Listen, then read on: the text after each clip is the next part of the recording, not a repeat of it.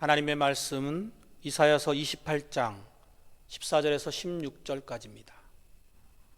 이러므로 예루살렘에서 이 백성을 다스리는 너희 오만한 자여, 여호와의 말씀을 들을지어다.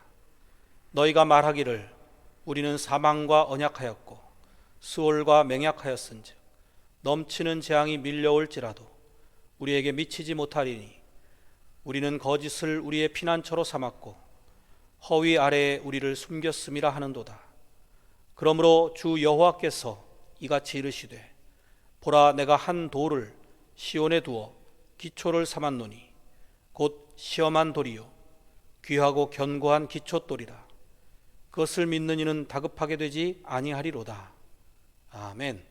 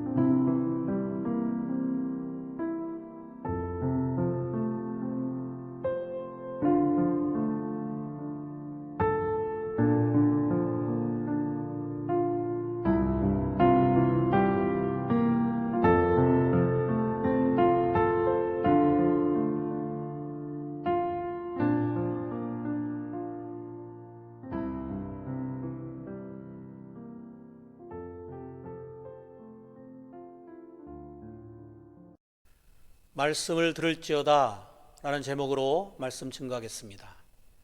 이사야서 1장에서 27장까지 우리가 이스라엘의 심판에서부터 온 세계의 심판까지를 살펴보았고, 그리고 이제 오늘 본문인 이사야서 28장부터는 다시 북이스라엘과 남유다의 심판에 대해서 재차 경고하는 말씀이 이어집니다.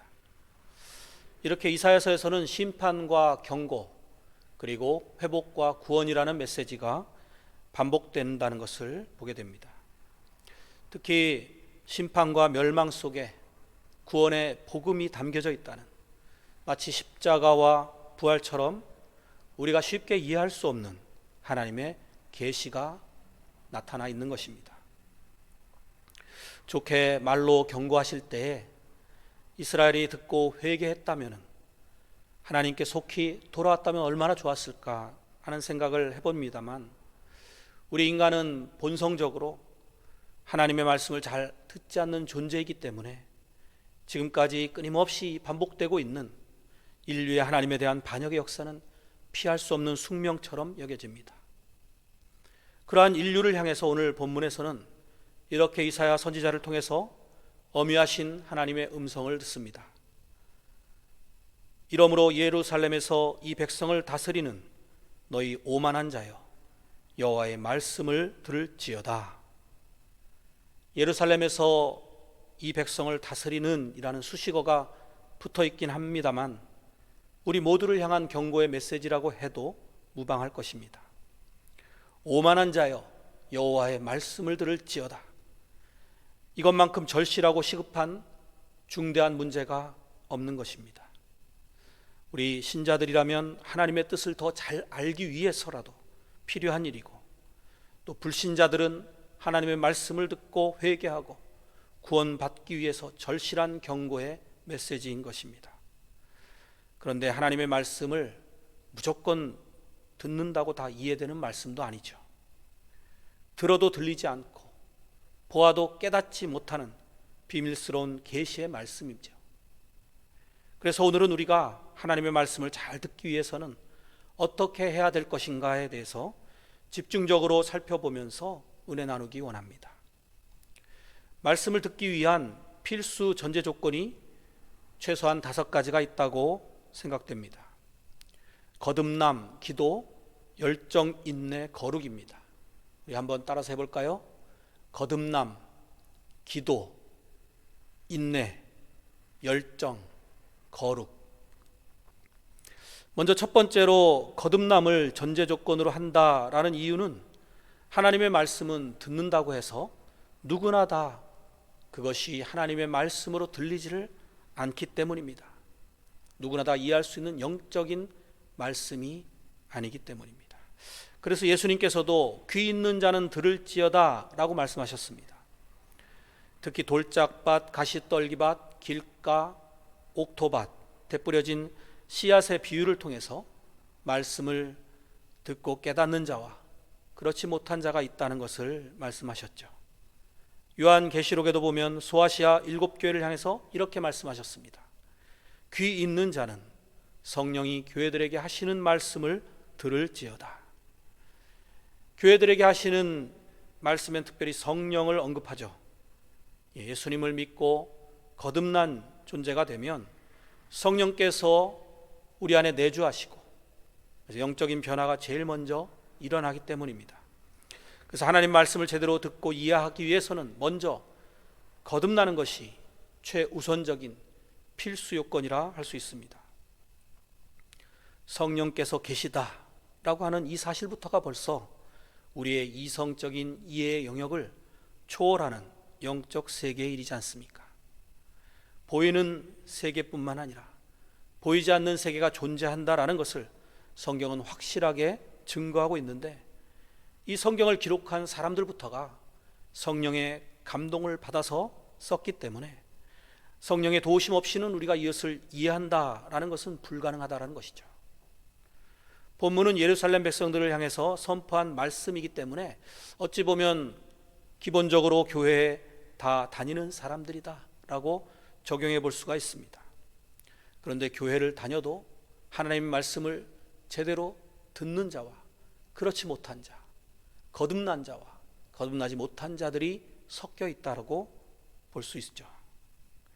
14절에 이 오만이라는 말은 히브리어로는 남을 경멸하고 비웃는 것을 의미하는 단어에서 나온 말입니다.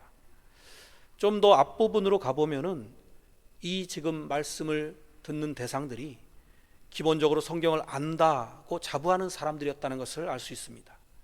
마치 예수님 당시에 종교 지도자들, 바리새인과 서기관들, 이런 사람들과 같습니다. 9절부터 한번 보겠습니다. 그들이 이르기를 그가 누구에게 지식을 가르치며 누구에게 도를 전하여 깨닫게 하려는가? 젖떨어져 품을 떠난 자들에게 하려는가? 대저 경계에 경계를 더하며 경계에 경계를 더하며 교훈에 교훈을 더하며 교훈에 교훈을 더하되 여기서도 조금 저기서도 조금 하는구나 하는도다.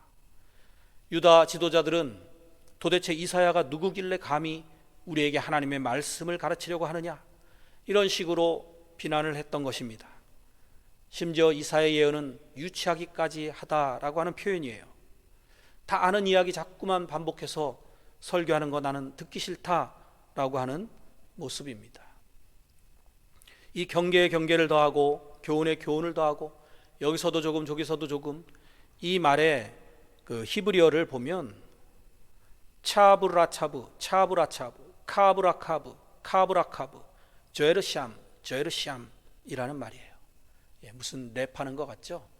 그 음율이 마치 아이들에게 엄마, 아빠 해보라고 이렇게 가르치는 것처럼 비슷한 그런 느낌이 들죠. 그래서 유치하다라는 비아냥거리는 소리라고 해석이 되는 겁니다. 근데 여러분, 지금 이사야 선지자의 이 예언은 실제로는 누구의 말입니까? 하나님의 말씀이죠. 그렇다면 저들이 비난하는 이 내용은 사실은 하나님께 대한 비난이 되는 것이죠. 그야말로 오만한 자들이다라고 할 만하지 않습니까? 이게 다가 아닙니다. 그들의 다음 소리는 더욱 가관이죠. 오늘 본문 두 번째 구절 15절 읽어보겠습니다. 너희가 말하기를 우리는 사망과 언약하였고 스올과 맹약하였은즉 넘치는 재앙이 밀려올지라도 우리에게 미치지 못하리니 우리는 거짓을 우리의 피난처로 삼았고 허위 아래에 우리를 숨겼음이라 하는도다. 우리는 사망과 약속했고 스올은 지옥 또는 무덤을 의미하는데요. 그러니까 묘자리와 계약을 했기 때문에 재앙이 온다 해서 우리가 그렇게 쉽게 죽지 않는다라는 이런 오만한 말을 하고 있습니다. 오만방자한 말이다 할 수 있죠. 요즘으로 치면은 이제 보험 들어놨기 때문에 걱정 없다라고 하는 식입니다. 그런데 여러분, 보험을 들어놓는다고 죽음이 비껴가겠습니까?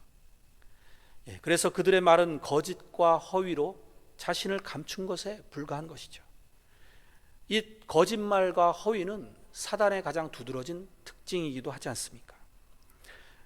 이런 믿는 자와 믿지 않는 자들의 성경에 대한 이해는 천지 차이인데 그 결말 역시 극과 극이라는 것을 사도 바울은 고린도전서에서 이렇게 대조해서 설명을 합니다.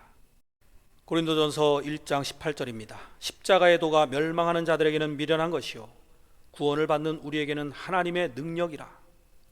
믿지 않는 자들에게는 하나님의 말씀이 어리석게 들리고 믿는 자들에게는 그 말씀이 힘이 된다라는 대조입니다. 그리고 결말에 있어서도 믿지 않는 자들은 멸망일 뿐이고 믿는 자들은 구원을 받게 된다라는 그러한 말씀이에요. 철학을 좋아하던 바울 당시 로마인들에게는 이성적으로는 도저히 납득할 수 없는 이야기들이었습니다. 예수님께서 우리를 위해 십자가를 지셨고 대신 죽으셨고 또 부활하시고 승천하셨다라고 하는 이러한 이야기들에 대해서 오늘날 현대인들도 마찬가지죠. 거듭나지 못한 사람들에게 있어서 그것은 너무나 비합리적인 이야기이고 그저 신화이고 소설일 뿐이겠죠. 4대 성인 중에 한 사람이다 라고 하는 것이 세상 사람들이 이해하는 최선인 것입니다. 그런데 말씀을 듣지 않는 자들은 자신을 똑똑하다고 자부하겠지만 사실은 하나님 앞에 어리석은 죄인들일 뿐입니다. 오만한 자들이에요. 반면에 거듭난 그리스도인들은 마태복음 18장에서 어린아이들처럼 순수하게 하나님의 말씀을 하나님의 말씀으로 그대로 받아들이고 회개하고 거듭난 겸손한 자들인 것입니다. 마태복음 18장 3절에 말씀했습니다. 이르시되 진실로 너희에게 이르노니 너희가 돌이켜 어린 아이들과 같이 되지 아니하면 결단코 천국에 들어가지 못하리라. 사실 사도 바울은 얼마든지 철학적으로 기독교를 풀어서 설교할 수 있는 능력자였습니다. 하지만 복음은 그런 식으로 전한다고 하나님의 선택받은 백성들이 구원을 얻고 못 얻고가 결정나는 게 아니기 때문에 바울이 택한 방식은 자신을 드러내는 것이 아니라 순수하게 하나님의 말씀을 전달하는 방식을 사용했습니다. 고린도전서 2장 1절입니다. 형제들아, 내가 너희에게 나아가 하나님의 증거를 전할 때에 말과 지혜의 아름다운 것으로 아니하였나니 내가 너희 중에서 예수 그리스도와 그가 십자가에 못 박히신 것 외에는 아무것도 알지 아니하기로 작정하였습니다. 내가 너희 가운데 거할 때에 약하고 두려워하고 심히 떨었노라. 내 말과 내 전도함이 설득력 있는 지혜의 말로 하지 아니하고 다만 성령의 나타나심과 능력으로 하여 너희 믿음이 사람의 지혜에 있지 아니하고 다만 하나님의 능력에 있게 하려 하였노라. 아멘. 이 거듭난 존재, 새 사람 된 우리 믿는 사람들의 가장 큰 차이점은 우리가 성령을 받았다라는 사실일 것입니다. 고린도전서 2장 10절 11절까지 읽겠습니다. 오직 하나님이 성령으로 이것을 우리에게 보이셨으니 성령은 모든 것 곧 하나님의 깊은 것까지도 통달하시느니라. 사람의 일을 사람의 속에 있는 영 외에 누가 알리요? 이와 같이 하나님의 일도 하나님의 영 즉 성령 외에는 아무도 알지 못하느니라. 성령이 우리 안에 거하시는, 그것이 우리가 하나님의 말씀을 듣고 잘 이해할 수 있는 원동력인 것입니다. 디모데후서 3장 16절에도 말씀합니다. 모든 성경은 하나님의 감동으로 된 것으로 교훈과 책망과 바르게 함과 의로 교육하기에 유익하니. 이렇게 하나님의 감동으로 기록된 성경은 성령께서 스승이 되셔가지고 가르쳐 주실 때에 비로소 바르게 이해할 수 있다는 것입니다. 계시라는 말의 의미는 커튼을 열어 젖혀 보여주듯이 그렇게 우리에게 보여주시는 것이죠. 하나님이 열어 보여주신 계시를 우리는 겸손히 받아들이기만 하면 되는 거죠. 그러므로 우리에게는 사무엘 선지자에게 엘리 제사장이 알려준 하나님의 음성을 받는 이런 자세가 필요합니다. 사무엘상 3장 9절에서 10절입니다. 엘리가 사무엘에게 이르되 가서 누웠다가 그가 너를 부르시거든 네가 말하기를 여호와여 말씀하옵소서 주의 종이 듣겠나이다 하라 하니 이에 사무엘이 가서 자기 처소에 누우니라. 여호와께서 임하여 서서 전과 같이 사무엘아 사무엘아 부르시는지라. 사무엘이 이르되 말씀하옵소서 주의 종이 듣겠나이다 하니. 실제로 제가 전에 경험했던 일인데요, 결혼식장에서 어떤 목사님께서 설교를 하시는데 저는 하객들 사이에 섞여서 듣고 있었습니다. 그 주례 맡은 목사님이 엄숙하게 성경적으로 부부에 대해서 또 결혼에 대해서 정통적인 해석을 담아서 잘 전하고 계셨습니다. 그런데 제 옆에 앉아있던 분이 따분했는지 이렇게 이야기를 했어요. 설교는 저렇게 하면 안 돼. 요즘 대세인 아무개 목사처럼 재밌게 유머를 섞어서 해야지 하고 말하는 것이었어요. 과연 그것이 하나님의 말씀을 하나님의 말씀답게 대하는 태도일까요? 그저 수많은 강의들처럼 농담을 섞어서 재밌게만 해야 설교일 것일까요? 설교와 강의가 무엇이 다를까요? 물론 유머를 잘 사용하시는 목사님들 잘못됐다는 것은 아닙니다. 그분들의 달란트라고 생각을 해요. 하지만 중요한 건 그걸 듣는 청중들, 저를 포함한 우리 모두가 과연 하나님의 말씀을 진정성 있게 듣느냐라고 하는 이 자세의 문제인 것입니다. 그럴 때마다 저는 생각나는 구절이 있습니다. 디모데후서 4장 2절입니다. 너는 말씀을 전파하라. 때를 얻든지 못 얻든지 항상 힘쓰라. 범사에 오래 참음과 가르침으로 경책하며 경계하며 권하라.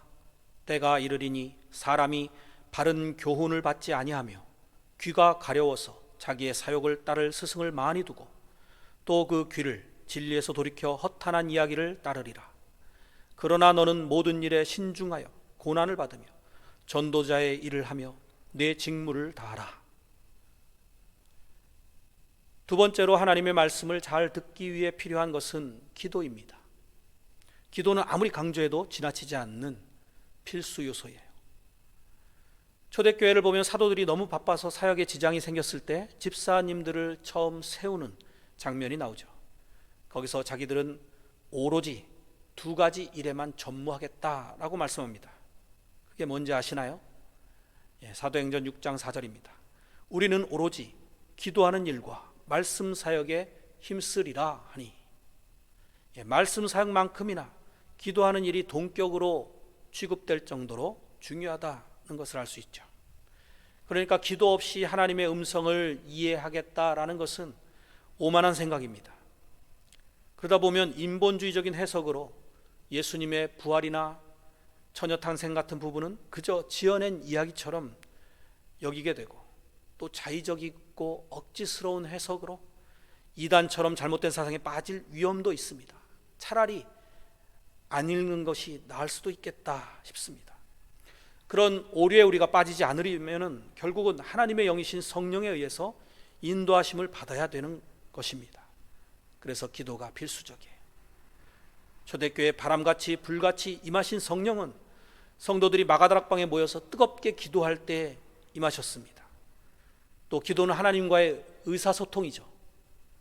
하나님의 말씀을 들으려면 당연히 기도해야 되지 않겠습니까? 세 번째로는 하나님의 말씀을 알고 싶다고 하는 강한 열정과 갈망이 있어야만 합니다. 구하라 주실 것이요 찾으라 찾을 것이요 두드리라 열릴 것이라고 하는 예수님의 말씀처럼 우리가 말씀에 대한 간절한 사모함이 있을 때 하나님께서 기뻐하시고 응답해 주십니다.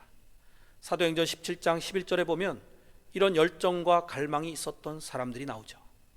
베레아에 있는 사람들은 데살로니가에 있는 사람들보다 더 너그러워서 간절한 마음으로 말씀을 받고 이것이 그러한가 하여 날마다 성경을 상고함으로, 이런 베레아 사람들 같은 간절한 사모함, 날마다 성경을 상고하고 또 묵상하는 그러한 모습이 우리에게도 있기를 축원드립니다. 시편 1편에서도 주야로 말씀을 묵상하는 자들이 복이 있다라고 하지 않았습니까? 하나님을 경외하는 이런 자세, 그 자체가 하나님을 높이는 예배라고 생각합니다. 성경만큼 평생을 배워도 계속해서 배울 만한 가치가 있는 책이 드물죠. 무인도에 딱 한 권만 가지고 가야 된다라고 했을 때 선택할 수 있는 유일무이한 하나님의 말씀이 성경입니다. 오늘 우리가 앞에 불렀던 찬송 가사처럼 평생에 듣던 말씀, 주 예수 크신 사랑 또 들려주시오 할 정도로 이러한 간절한 열망이 우리 안에 가득 차야 됩니다. 혹시 잃어버리셨다라면 다시 회복하시기를 바랍니다. 우리의 마음이 내키지 않을 때 하나님의 말씀을 읽거나 설교를 듣는 것이 지루할 수밖에 없죠.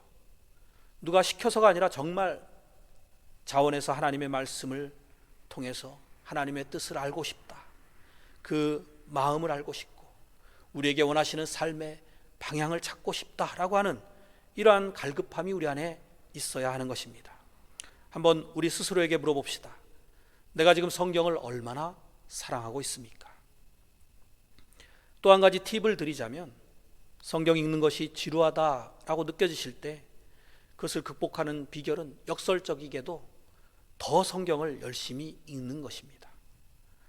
더 깊이 천천히 밑줄도 쳐가면서 정독을 하시면서, 그럴 때 모르던 진리가 깨달아지는 그 즐거움이 있고요, 또 행간에 스며 있는 하나님의 마음을 느끼면서 감격하기도 하고요, 하나님과 대화하면서 성경을 읽는 그 맛은 지루할 틈이 없습니다. 성경을 읽다가 병이 나았다라고 하는 간증은 수도 없이 들어봤습니다. 시편 19편 9절에서는 이렇게 말씀하죠. 여호와를 경외하는 도는 정결하여 영원까지 이르고 여호와의 법도 진실하여 다 의로우니. 10절, 금 곧 많은 순금보다 더 사모할 것이며 꿀과 송이꿀보다 더 달도다. 할렐루야. 이렇게 우리 믿음의 선조들이 느꼈던 그 송이꿀보다 더 단 성경의 맛을 느끼시기를 축원드립니다. 네 번째로는 지속적인 인내와 성실이 필요합니다. 우린 바쁘다고 여러 가지 사탄의 방해 속에서 우선순위를 자꾸만 미루게 됩니다. 그러다가 작심삼일로 포기하게 되는 경향이 많이 있습니다. 당장은 먹고 살기 바쁘다는 것이 가장 큰 핑계가 되겠죠. 그런데 여러분, 아무리 바쁘다고 목숨과 바꿀 수가 있겠습니까? 우리 우선순위에서 사실은 구원, 영생, 하나님의 뜻, 이것보다 우선하는 것이 무엇이 있겠습니까? 자꾸만 성경으로부터 시선을 돌리게 만들고 흐트러뜨리는 그것이 바로 사단의 역사이니까 물리치셔야 됩니다. 특히 요즘 시대는 성경보다 볼거리가 너무나도 많은 시대라는 생각을 저도 종종 하곤 합니다. 유튜브에 설교를 올려놓기 때문에 영상이 또 무엇이 있는가, 다른 사람들 것도 보고 그러다 보면은 시간 가는 줄 몰라요. 스마트폰이다, TV다, 요즘 우리 대중문화가 얼마나 유혹 이 득실거리는지 모릅니다. 또 게임 중독에 빠진 우리 사람들은 거기에 그렇게 열중하며 시간을 허비하고 있죠. 그러니 하나님의 말씀이 제대로 들릴 수 있겠습니까?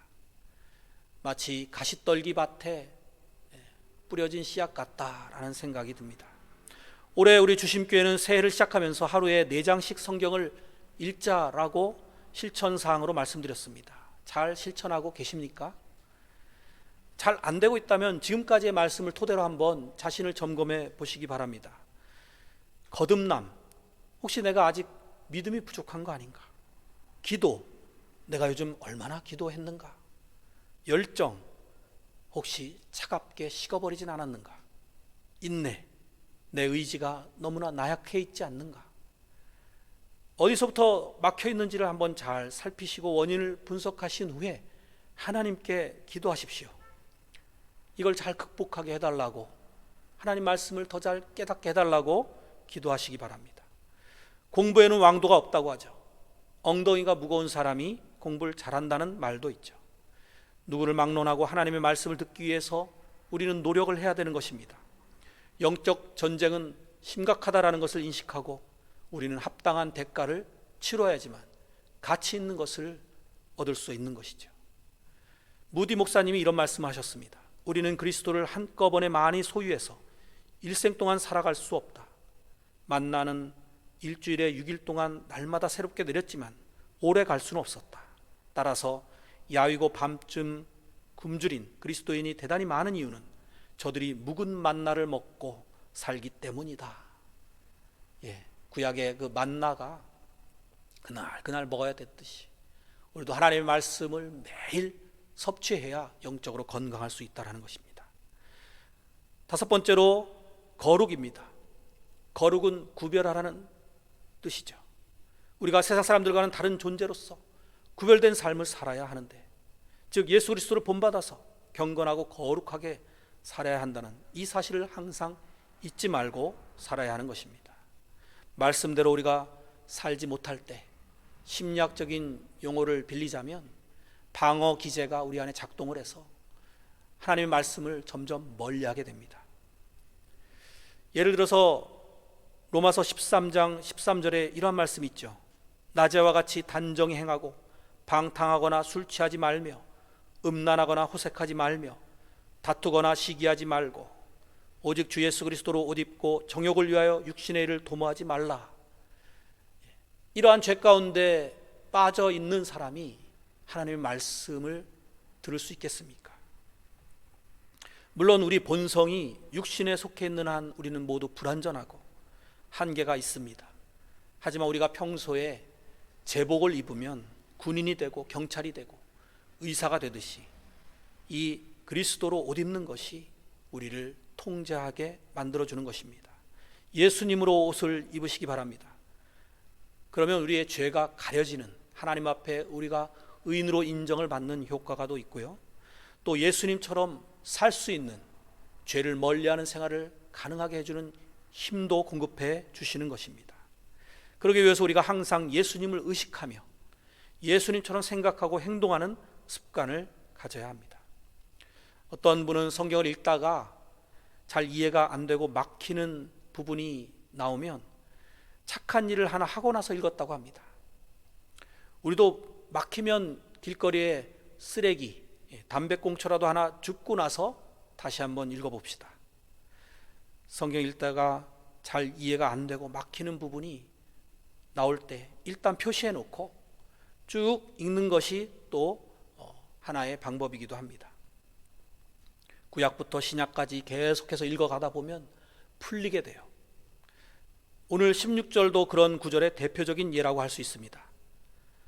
그러므로 주 여호와께서 이같이 이르시되 보라 내가 한 돌을 시온에 두어 기초를 삼았노니 곧 시험한 돌이요 귀하고 견고한 기초돌이라. 그것을 믿는 이는 다급하게 되지 아니하리로다. 이 말씀을 들었던 당시 사람들이 제대로 아마 이해하기가 어려웠을 것 같습니다. 우리가 앞서 살펴본 14절과 15절에서는 오만한 자들의 모습을 보았죠. 그들의 결말은 뭐만 남았겠습니까? 심판과 멸망밖에 남은 게 없겠죠. 북이스라엘을 벌주시고 또 남유다도 바벨론에 의해 멸망당하는 이러한 역사들이 실제로 일어났죠.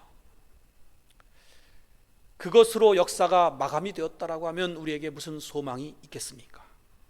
그런데 그 다음 구절인 방금 읽은 이 16절에서 우리에게 너무나도 귀한 산 돌에 대해서 말씀하는 것을 봅니다. 그 앞부분과 이 구절이 연결이 어떤 접속사로 되어 있죠? 그러므로 라는 접속사로 되어 있다는 것이 참 특이합니다. 네가 이러이러한 오만방자한 말을 하는구나. 그러므로. 일반적으로 우리가 이해하기에는 그 다음 나올 말은 당연히 그러므로 내가 너를 완전히 멸하게 박살을 내겠다, 이런 말씀을 하셔야지 논리적으로 당연한 귀결이겠죠. 그런데 여기서는 그러므로 내가 너를 위하여 돌을 세우겠다, 너를 구원하겠다, 네가 다급하게 되지 않을 것이다. 이 다급하게 되지 않는다는 것은 뭡니까? 어떠한 상황에서도 내가 마음이 두렵거나 불안하거나 흔들리지 않게 견고하게 안전하게 만들어 주시겠다라는 것이죠. 여기에 나오는 이 시험한 돌, 귀하고 견고한 기초돌, 원어적으로는 모퉁이 돌이라는 뜻도 있습니다. 건물을 지을 때 모퉁이 돌은 한쪽 벽과 한쪽 벽이 만나는 그 모퉁이에 연결하는 역할을 하는 중요한 돌이죠. 그리고 기초돌도 기준점이 되는 중요한 돌이죠. 이러한 돌에 대한 말씀이, 예를 들면 지진이 나서 집이 흔들려도 불안하지 않게 안전하게 만들어 주시겠다라는 말씀인데요, 구원의 말씀인 것이죠. 우리도 사실 잘 처음 읽었을 때는 이해가 되지 않을 만한 구절입니다. 그런데 이게 신약까지 읽게 되면 자연스럽게 풀리게 됩니다. 먼저 예수님께서 친히 자기 자신을 모퉁이 돌이다 라고 표현하셨습니다. 마태복음 21장 42절입니다. 예수께서 이르시되 너희가 성경에 건축자들이 버린 돌이 모퉁이의 머릿돌이 되었나니 이것은 주로 말미암아 된 것이요 우리 눈에 기이하도다 함을 읽어본 일이 없느냐 라고 말씀하셨습니다. 사도 베드로는 또 이렇게 설명하고 있습니다. 베드로전서 2장 4절 사람에게는 버림바가 되었으나 하나님께는 택하심을 입은 보배로운 산 돌이신 예수께 나아가 너희도 산 돌같이 신령한 집으로 세워지고 예수 그리스도로 말미암아 하나님이 기쁘게 받으실 신령한 제사를 드릴 거룩한 제사장이 될지니라. 성경에 기록되었으되 보라 내가 택한 보배로운 모퉁이 돌을 시온에 두노니 그를 믿는 자는 부끄러움을 당하지 아니하리라 하였으니, 여기 성경에 기록되었으되 이 부분이 바로 오늘 읽은 이사야서 28장 16절 말씀을 인용한 것입니다. 당시 성경을 구하기가 쉽지 않은 때 이렇게 이사야서의 예언을 인용하는 것을 보면 베드로가 어부 출신이 맞는가 싶을 정도로 하나님께서 이렇게 성령의 감동으로 성경을 기록하게 하신 것을 볼 수 있고, 또 미련한 자, 연약한 자를 들어 사용하셔서 지혜자들을 부끄럽게 만드시는 일면을 보게 됩니다. 그러니까 이 16절 말씀은 결국 예수님을 믿는 자는 재앙의 날에도 전혀 흔들리지 않고 당당하게 하나님의 심판과 구원의 자리에 참여하게 될 것이다 라는 말씀이죠. 성령 의로라야 이런 말씀이 제대로 들리고 믿어지는 것입니다. 복음의 신비입니다. 가장 추악한 인간들의 역사 가운데 구원의 기쁜 소식을 담으시는 신비로운 하나님의 말씀이에요. 그래서 우리는 성경을 단순하게 우리의 인간적인 이해로 쉽게 판단하거나 해석하기가 어렵습니다.